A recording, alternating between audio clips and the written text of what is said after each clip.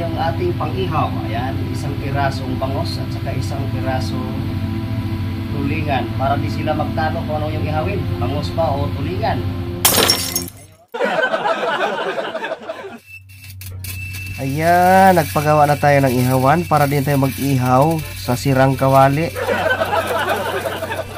Medyo maliit lang itong pinapagawa ating ihawan dahil kunti lang naman yung crew ng ating sinasakyan ngayon.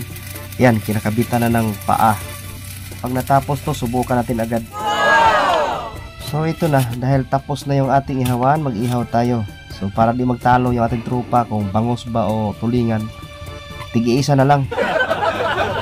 Ito na yung ating pang-ihaw. Ayan, isang pirasong bangos at saka isang pirasong tulingan para di sila magtalo kung ano yung ihawin, bangos ba o tulingan. Ngayon, magagayat tayo ng mga ingredients para ipalaman dito sa bangos.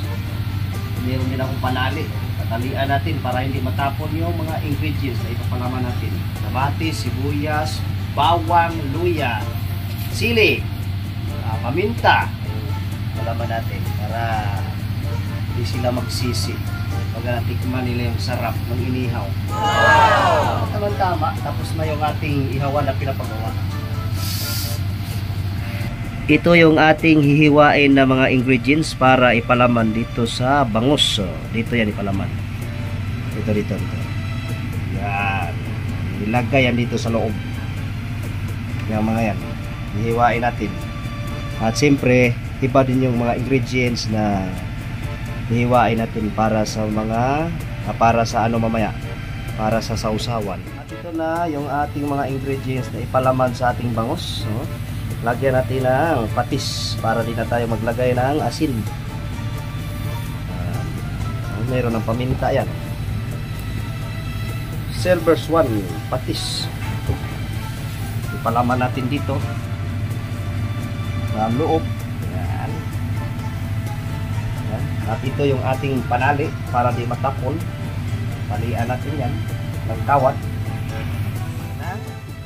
Lagyan na natin, ilagay na natin ito ating ingredients na may patis.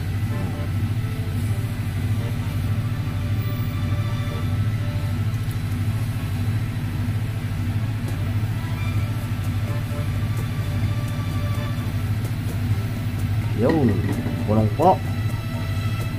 Punong-puno. Siksik natin sa pinakailalim. Yan, para matakpan natin, masarado pa ganon. Tapos talian natin ito bago ihawin.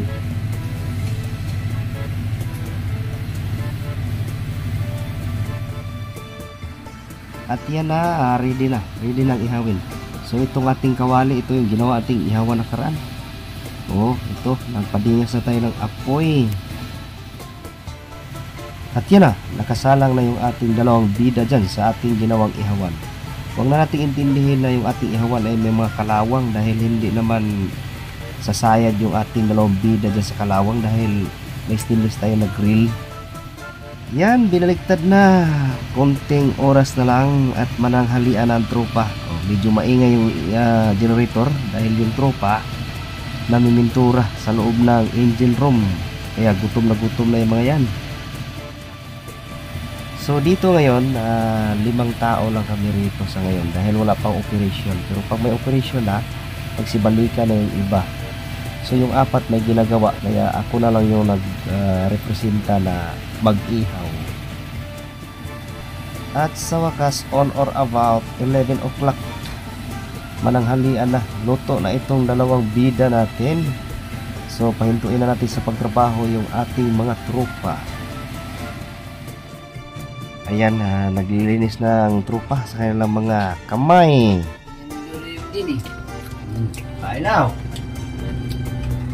Grabe kukuha si Baludoy, oh.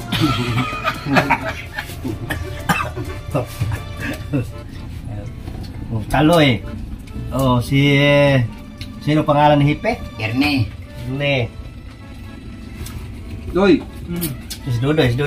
Gapawin sa amin. Bro, pang hard trap. Guys, kain na. Jik. Binungi mo na yan, Jack ah. Dugulay sa dugulay. Binungi mo na. Binong.